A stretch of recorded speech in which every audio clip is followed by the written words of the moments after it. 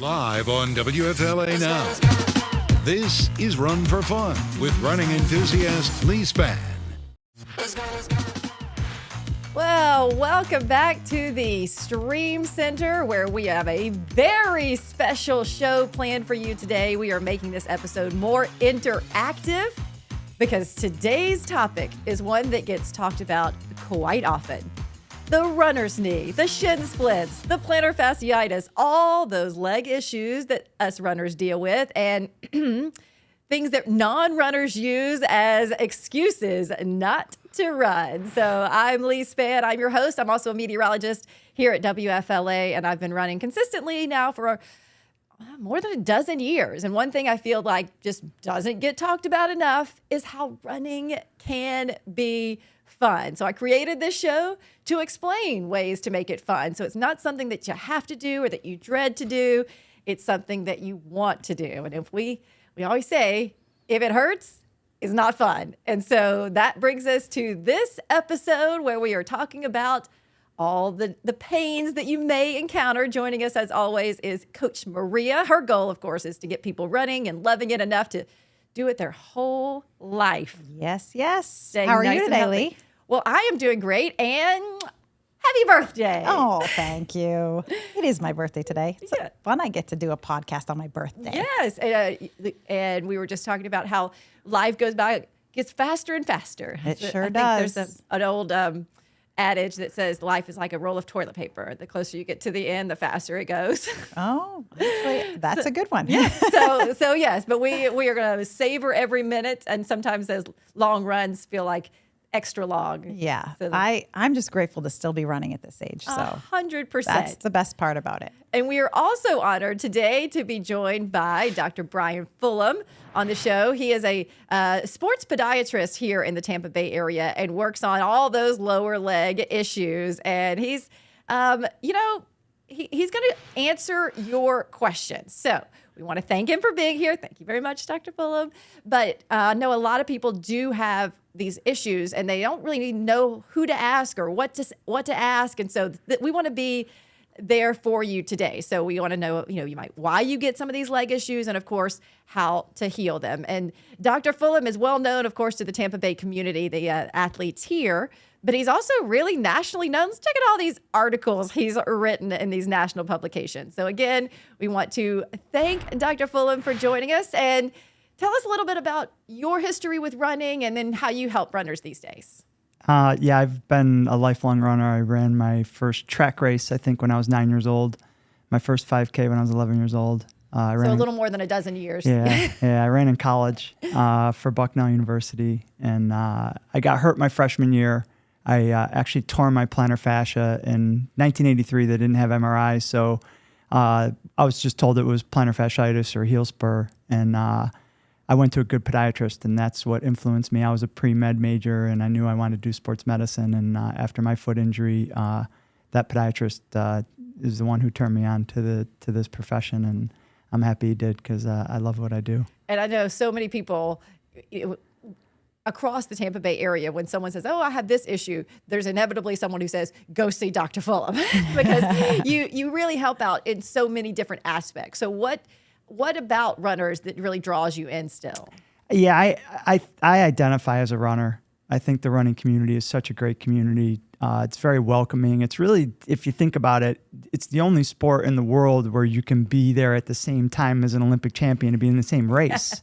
You know, it's like a golfer getting to go play golf with Tiger Woods. In the Tampa Bay area, we have an Olympic medalist, Meb, and a Boston Marathon winner who'll be at the starting line with you sometimes. So that's one great thing about the community. But the other great thing about it too is even in competitions, I think you're more competing with yourself than you are with other people.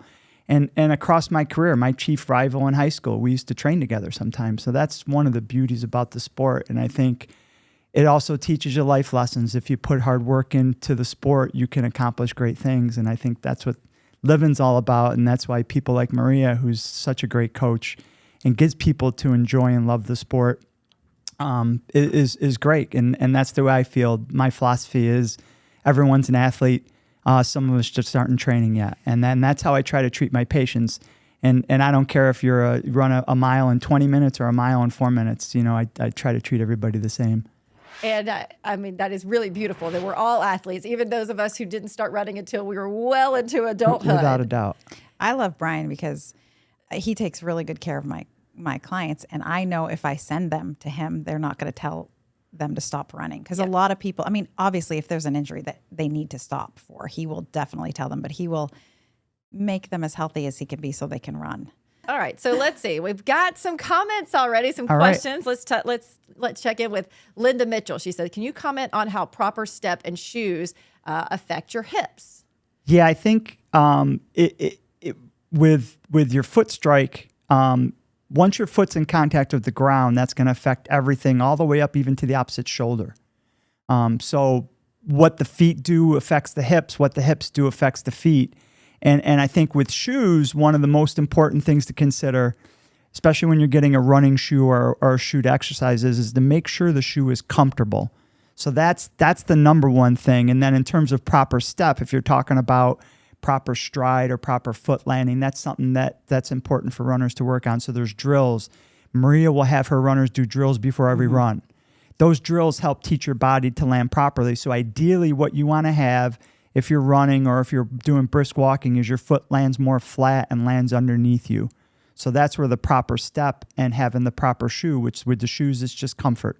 Make sure the shoes are comfortable. People that find their shoes more comfortable have fewer injuries. And I think that whole process of trying on a shoe saying, oh, I need a stability shoe, which helps control the motion, she has stop pronation, really shouldn't be thought of anymore. It's really comfort is really the most important aspect of picking a shoe.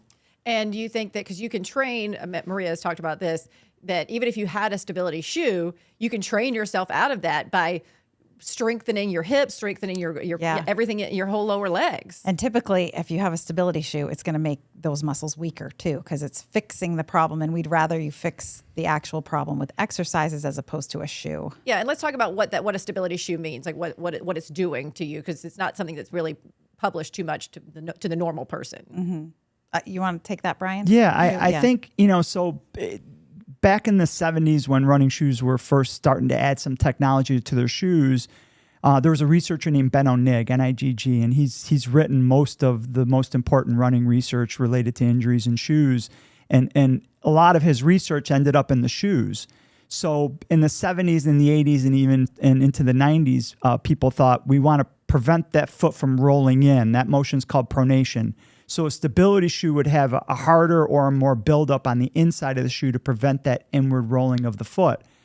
Dr. Nigg published a seminal paper, one of the last papers he was supposed to publish. He's still working, but he was supposedly retired. But he looked back at 40 years of his research, and he found two things that were the most important things to take away. One is that the shoe is not going to change the motion of the foot. So they call it a motion control shoe. But in Dr. Nigg's research, what he found was that the foot is going to move the way the foot wants to move regardless of what shoe it's in. And he calls that the preferred movement pathway. And that's where my statement on comfort being the most important thing. He found in his research that people that found their shoes the most comfortable had the fewest injuries. So those are the two takeaways from his 40 years of research that I take is if you're told to be in a stability shoe and you don't find it comfortable, you might be better in a more neutral shoe, which doesn't have those motion control properties. And there's a lot of other factors to consider now in running shoes: the height of the shoe, the height of the heel, how much cushioning is in there, is there a carbon plate in the shoe? The technology with running shoes is gone crazy the last 10 to 15 years. It used to be so simple, and now it's very interesting, and I think it's a great thing. And I think some of it came from the barefoot technology, and that kind of changed the way people think about shoes. Yeah. I have a question for you. Have you seen any new injuries since the carbon plate? Yeah, I have a group of friends. A lot of them have much more impressive credentials than I do, and there was about 5 of us that were talking about injuries, and one's the orthopedic surgeon for the German soccer team. And another guy's a researcher at Harvard University. And all of us have found that people that run in those plated shoes every day are more susceptible to stress fractures in the middle of their foot. Which makes sense. And I've seen some injuries with it. So what that plate will do, which has some benefits too, and I think I don't want to have people discount these shoes, but the plate is almost like gives a real little rebound or a boomerang effect that helps propel you forward, and it does help you go faster.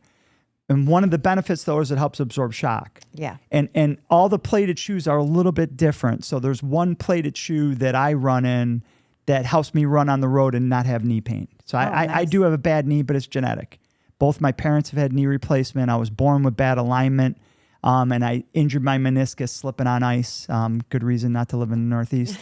One more reason. I know, and ever since then, I've had some knee problems. But I can run every day, and if I want to, still runs, with those plated shoes, that helps me.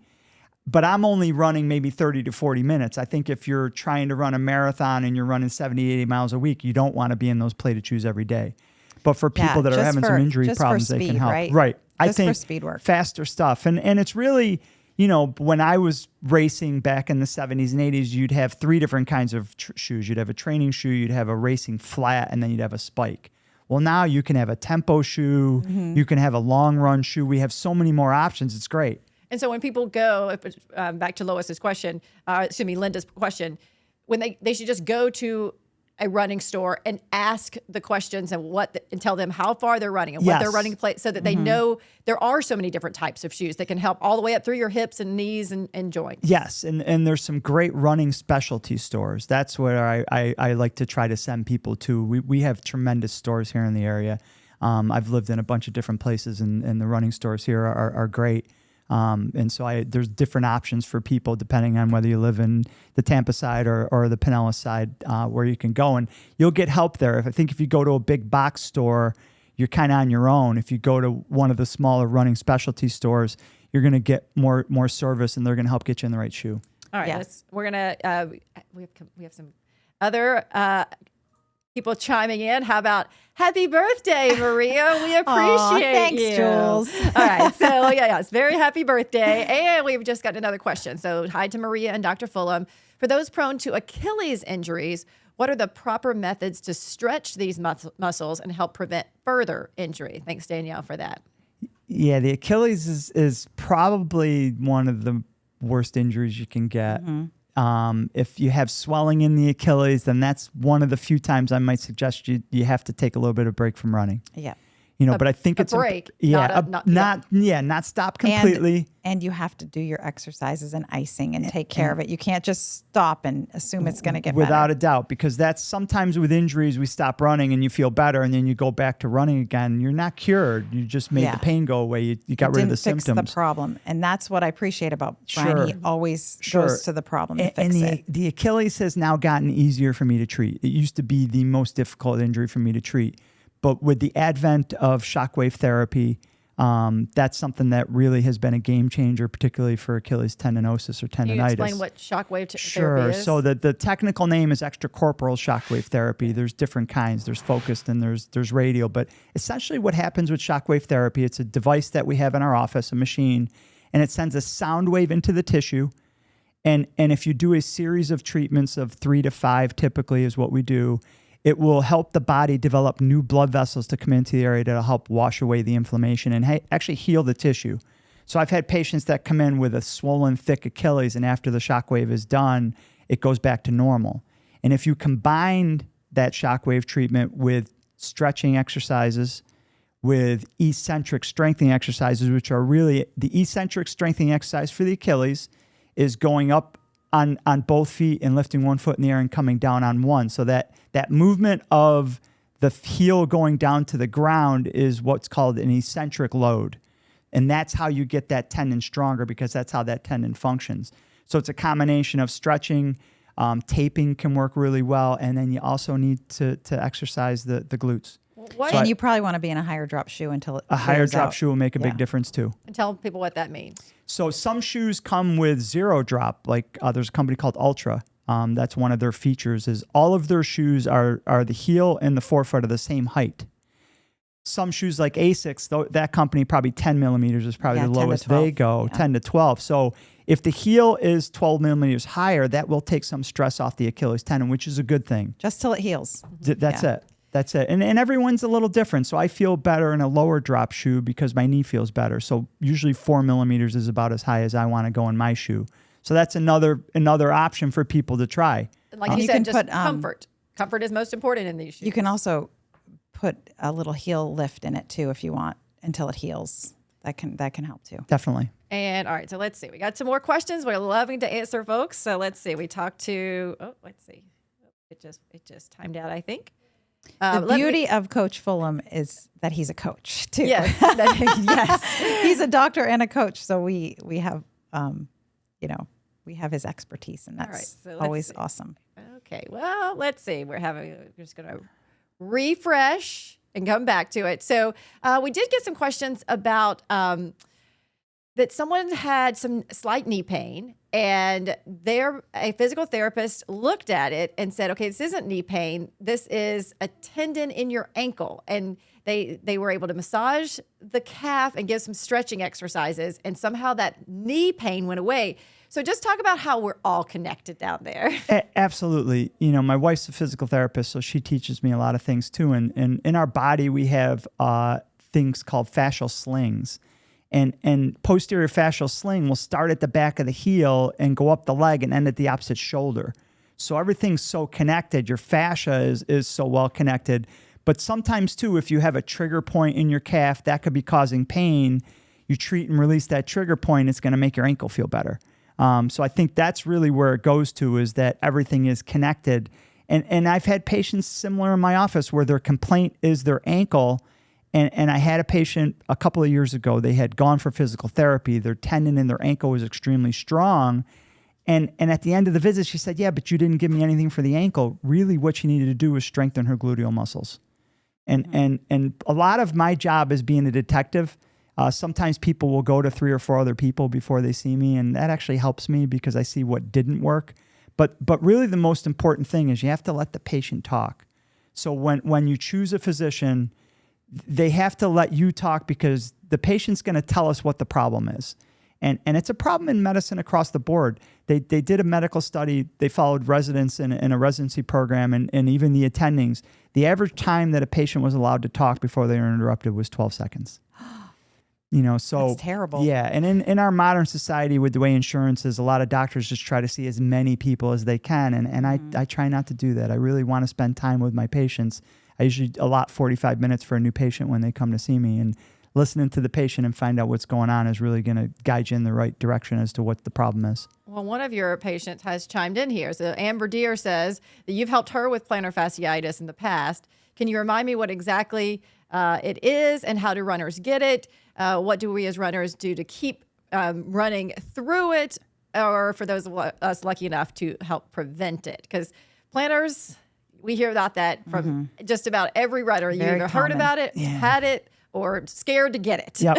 Yeah. One of my colleagues has a saying that once you had plantar fasciitis, she always had plantar fasciitis. So I've had double figures of cortisone shots in my heel for that. From that first tear, I had bouts of plantar fasciitis over a 10 to 15 year period. And I haven't for a long time. And one of the reasons why I think I haven't is to help strengthen the foot. So there was a great article talking about calling the foot core, and the muscles that are in your foot. If you strengthen those muscles, that's one thing that can help prevent Achilles tendinosis. And you see in that side view, the plantar fascia is just like a ligament really on the bottom of the foot. But between that ligament and the bones on the bottom of the foot, there's 4 layers of muscles in there. If you help strengthen those 4 layers of muscles, that'll have a big impact. And I go over that a lot of times in my office with people that have plantar fasciitis. That's one of the first things that we talk about is let's try to get the foot stronger. You also need to stretch that Achilles. So that calf needs to be stretched, and you need to stretch the foot as well. And sometimes some arch support makes a difference.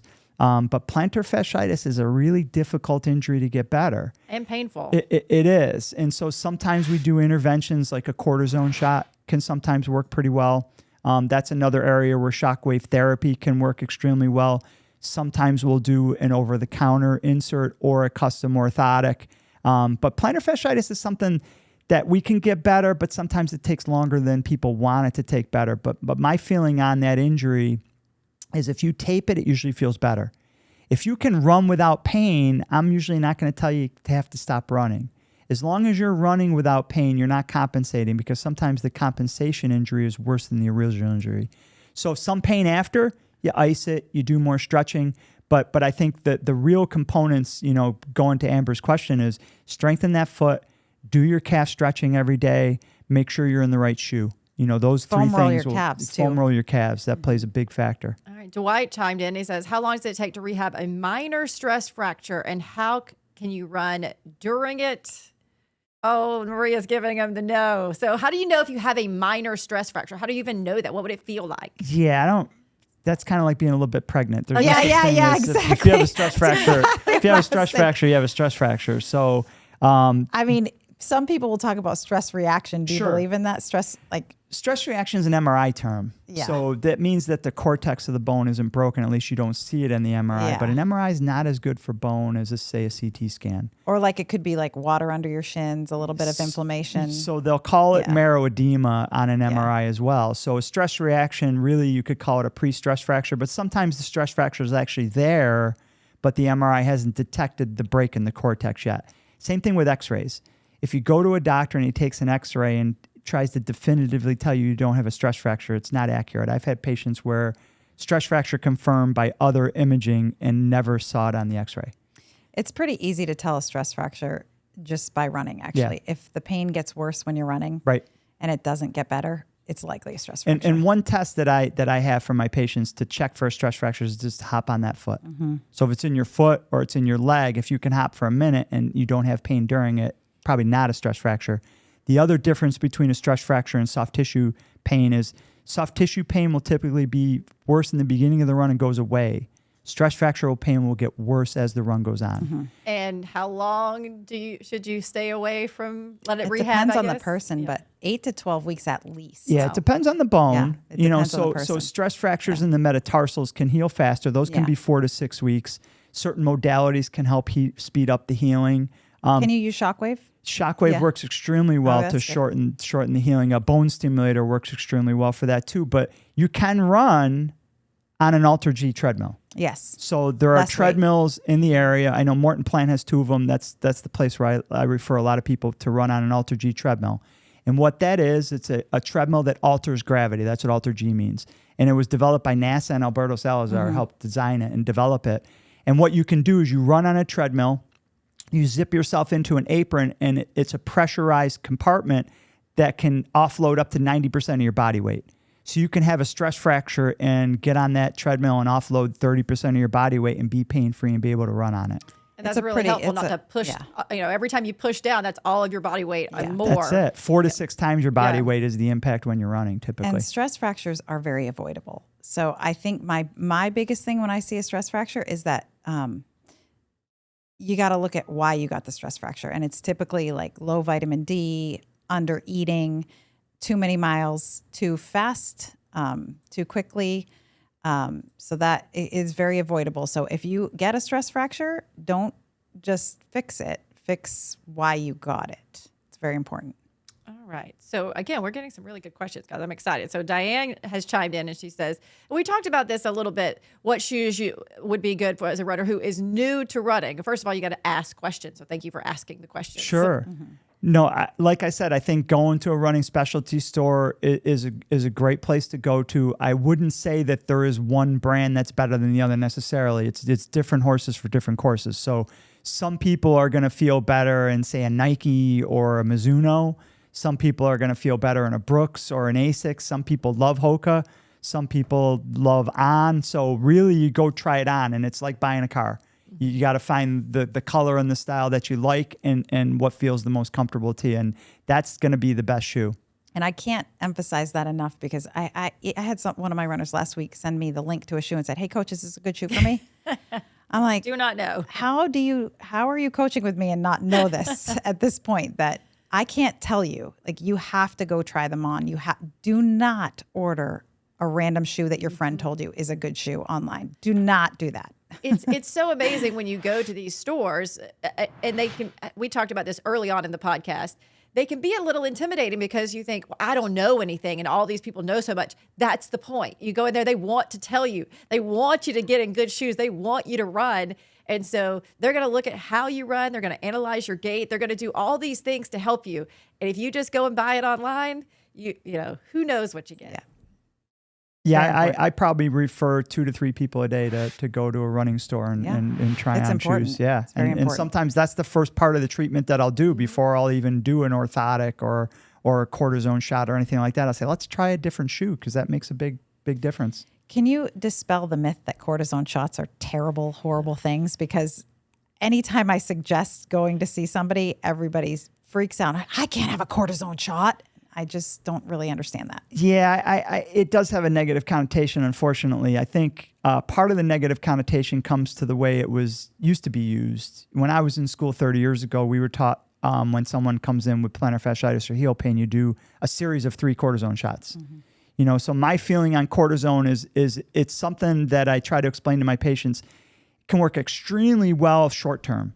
So one time where I'll commonly try to recommend that people do it. I'll never force someone to get a cortisone shot in my office, but if someone has a marathon in 2 weeks and they have a tendonitis that I think will work really well with a cortisone shot and respond to it extremely well, that's a time when I'm going to do it. I practiced in Connecticut for 20 years, and the 2 or 3 weeks before the New York Marathon, I used to get 6 or 7 Yeah, people in my office that were getting cortisone shots to get through the marathon. And because you're saying eventually we'll get to the cause, eventually we'll get it cleaned up. Yes. That's but it. if you need it And for sometimes today or it just- soon, It just speeds it up quickly. It does. Like it speeds it up. Like you did that for me on my ankle. I had a little bit of ankle tendonitis that just would not go away. And I was fighting it. And he's like, why aren't you just getting a cortisone shot? And I'm like, well, I've heard they're bad. He's like, nope, let's try it. And I never had a problem again. Like it got me over the hump. Yep. I think it depends on where you do it. I won't inject around the Achilles tendon typically. Yeah. That's one spot where I won't inject. If it's a safer spot. And why is that? Because if you do inject cortisone into a tendon that's important, such as the Achilles, it can weaken it. Okay. So that's where the negative connotation Oh, okay. comes from. Well, that makes sense. And I think that it's a little overblown, but it's also some people were used to be a little too judicious with doing cortisone shots. right, and never letting it actually Yes. heal. Is that Yes. And never finding the root cause. Right. Too. Right. Yeah. And that's it. And it's something where I'm going to do a cortisone shot for a specific reason typically. If someone comes in with so much heel pain that they can barely walk, that's a reason to do it. It's not going to cure it, but you want to get someone being Gets able you to over the walk a hump. little more Yeah. normal to get over the hump. Yeah, exactly. Okay, so this may take a while to read. So Ryan has chimed in with quite the comment. So it said whenever it's time for the Q&A with Brian, he wants to talk about Morton's neuroma. That he actually says that you've helped him multiple times with mine. He struggled with an aggravated nerve in his left foot for a decade now, and the right shoe is critical. You've even helped him with an insert before. So let's see. I'd like to hear your opinions about when a runner should seriously consider a more permanent solution and what the real pros and cons of that therapy of inflammation. Let's see. I kind of lost where I was. Yeah. More permanent solution and what the real pros and cons of the therapy involve. I'm training to get faster this year, and I'm finding that the faster pace comes with more impacts and increased aggravation. Running with pain can steal the joy from it. Absolutely, Ryan. Mm-hmm. How common is the issue? Have any new therapies come to light? When should surgery be considered? That's a great question, Ryan. Yeah. So It what is. is Morton's neuroma, first of all, so that, Neuroma is when you have an injury to the nerve, and in the foot specifically, typically what we're talking about is the nerve between the metatarsal heads as they enter into the toes. And Morton's neuroma is between the third and the fourth toe. Morton's a guy, if you describe something, you're the first one to describe it, it gets named after you. way to go, Morton. Yes. So a classic Morton's neuroma is between the third and the fourth toe. That nerve is usually the thickest, and it gets scar tissue around it. And so in certain shoes, especially if the shoe's too tight, that compresses the foot and the metatarsals bang on the nerve, and it causes pain. And when you run faster, you're more up on the ball of your foot, so that's going what I to was aggravate a neuroma more. And a lot of times, what my first recommendation is going to be is let's make sure the shoe is wide enough. It's an interesting thing when you look at shoes that shoes are typically not made the shape of the foot. We make the foot adapt to the shape of the shoe, which is part of the biggest. Crazy. It's the biggest problem with a neuroma is finding a shoe that's going to match your foot. And so there are a couple of shoe companies now that are great for that. Ultra and Topo are both companies that their shoe is more foot shaped. And the zero drop of a shoe with an Ultra is excellent too, because we get you off the forefoot. So the shoe is important. one of the more important things, because that's something that you can really control. An insert can work well too, but going to the thought of surgery, there's not any new treatments. There's things that have been tried. They tried cryoablation to freeze the nerve. That doesn't work really well. They tried, we've had, one of my colleagues in Connecticut was doing a study where you cut just the ligament, because the traditional accepted surgery is to cut out that piece of the nerve from your foot. The end result could be that you have some numbness in your toes and numbness in that part of your foot, but it gets rid of the pain. So people don't want that nerve cut out. But one of my colleagues that did the study of just cutting the ligament to relocate the nerve, he stopped the study during it because it wasn't working at all. Oh, wow. So the end stage, typically the most accepted surgery is to go to a foot and ankle surgeon and have that portion of the nerve removed from your foot. And it's typically extremely successful. And my recommendation is, if you've tried all the conservative things and it's affecting your activities and you can't do the things you want to do, that's when you consider surgery. And how long would that take you out? That surgery typically is going to be about 3 months before you get back to running. I've had people run sooner than that. But with the scar tissue that's in there, especially you already have scar tissue, you're going in and doing surgery and creating more scar tissue. So that's the biggest wait time, is for that swelling to go away in your foot. For the stitches and where the incision was to heal. But any surgery, I think, takes a year before you feel normal again. For sure. So it really should be last resort. Yeah, I see a lot of neuromas in people that wear high heels to work, like pointy high heels. So Ryan, no, pointy high heels. And also people that wear military boots running. That's very common, which I'm on my son about that, but there's nothing I can do, you know. He just ran a marathon and crushed it. So those boots are tough on, and it's because of the toe box.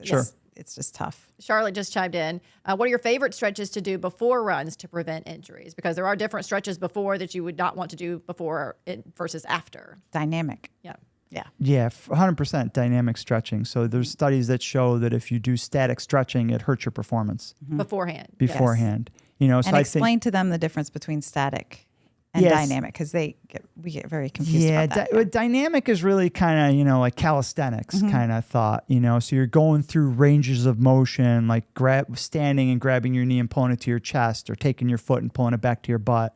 You know, doing a walking lunge, frontwards and backwards. Doing some drills like high knees and movement stretching, not holding. Skips like A skips, B skips, which you can look up and learn. Meb has a great video on A skip, B skip, C skip. And then by doing that, why is that helping to keep from injury? What you're doing is you're increasing the blood flow in the area, you're increasing the range of motion in the area, and you're preparing your muscles to exercise. So if a muscle's warmed up, it's going to be less likely to get injured. And then you do your static stretching after.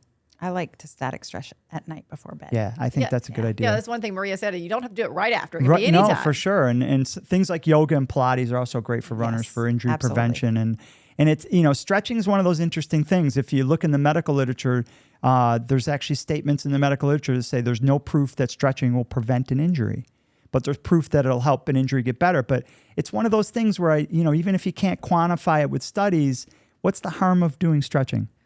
Right. And we also talked about, you know, if it's strengthening the rest of your leg, then that supports your knees and that supports your ankles. All the, you know, if your whole leg is strong. And we know that mobility is important. Absolutely. Stretching helps mobility. So, you know, it works. Definitely. All right. Definitely. Next question. Tracy wants to know, when you are knee deep in taper, where she's getting ready to run a marathon, I believe, how do you differentiate between a taper niggle and a potential injury? Can I answer this question for one thing? Yes. This is very common. Yes. A niggle. Tell them what that means, because it means a made up kind of silly word. It's a little like something that feels a little achy. Yeah. Typically, most of the time, we make them up. I'm going to say in the taper, and then we freak out. And because the taper is the time, if you're not a full, a distance runner, before your big marathon or before your big race, you give yourself some time where you're letting your body heal. You're not running as much, so then you can get a little concerned during that time where I'm not running as much. So am I ready? And then you start sort of making. And you're coming things, off your biggest week of training, so you're going to hurt a little bit. Like it's normal, and that's what the taper does, is get rid of that. Like that's the point of it. So Yeah, they do get a little overblown. Of course, there are some, but the taper is the time to like let it heal. Like that's the time to rest and let it heal. Even if you have to take a bunch of time off before your race, it's a good way to, make that niggle go away. Yeah, I think everyone struggles with the taper. Yeah, and everyone feels it. I did 3 marathons. Yeah, you feel lousy that last 3 weeks, and you think, I'm not running as much. I should feel better. I call them taper tantrums. Yeah. Oh, yeah. I agree. Yeah, I wouldn't worry too much, Tracy. I think you're going to be fine. Yeah. All right. So let's see. So speaking of those long distance runners, Dwight says, what's the best way to protect your knees and ankles while running those, while you're actually running those miles? I think, the simplest way is to try to run on softer surfaces if you can. So I think impact has a big part to play with running injuries. And if you can mitigate that impact by getting on some trails, I mean, I'm lucky that I live in Dunedin right outside Hammock Park, and there's 3 miles of trails in there. So that's usually what I run on is those trails. I think really the way you're going to protect the ankles and knees is the glute work and the TheraBand work before you run. And also on those softer surfaces, like if you're on a trail, you're strengthening those ankles a lot, which is when we're on the pavement, we don't get that same kind of strengthening in those ankles. Yeah, I think, the other thing that I think is important that I talk about with all my patients is balance. So that's another way to help with your ankles especially and what I recommend is you balance on one foot when you're brushing your teeth. People that have a battery-operated toothbrush, it buzzes every 30 seconds. Every 30 seconds, you switch to the other foot. And then when that gets easy, put a pillow under your foot. Yep. Oh, well, that just we have all sorts of fun things to do, and you get clean teeth. You might actually brush them for the right amount of time. That's funny. So we're coming to the end of this episode. Dr. Fullem has been wonderful to answer the questions, but we're actually, because we've had some come in that we didn't have time to answer.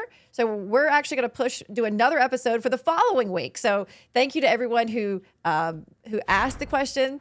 Dr. Fullem gave some amazing thoughts on those. And we know that people come from all over, not just the Tampa Bay area, but a lot from long distances to come to Clearwater to hear from him. So we appreciate him being here and helping us run for fun, right, Dr. Fullem? You're still running for fun? Absolutely. I'm training for life. I don't care about running anymore. Yes, and thank you so much for coming, Brian. I really appreciate it. And so we'll answer some more questions in our next episode here on the following Tuesday. So we'll see you again, April. I don't know what date that would be. +7, the 11th. Yeah. The 11th. The 11th. So once again, also, happy birthday. Oh, thank you. And if you want to coach with Brian, you can do that. He's coaching, I think, once a week at Run Tampa, with Run Tampa, Yeah, right? It starts tomorrow night, 12-week session, through Run Tampa, and we're doing it in Hammock Park. So if you're in Pinellas County, we'll get to run on the trails, and there's a little hill for Florida. It's a little hill. So we could do some hill work. And for those, people who, maybe have not been running long, it's amazing what having a coach can do. Now, I'm not just saying this is her birthday and she's my coach, but there's things you just don't know. And having a coach can be so beneficial to all these questions that people had. You have somebody who knows those answers. Sure. Yeah. And, the benefit of my group, too, is me being a podiatrist, my wife being a physical therapist, she'll be helping, too. And I think being in a group, especially if you're trying to do a little bit of a faster run, it makes it so much easier. So much more fun. And so much more enjoyable. And then you get another family. And Brian used to coach me, too, so. He was a great coach. Thank you. All right. Well, we'll see you guys next Tuesday then. Thank you so much. All right. Bye, everybody.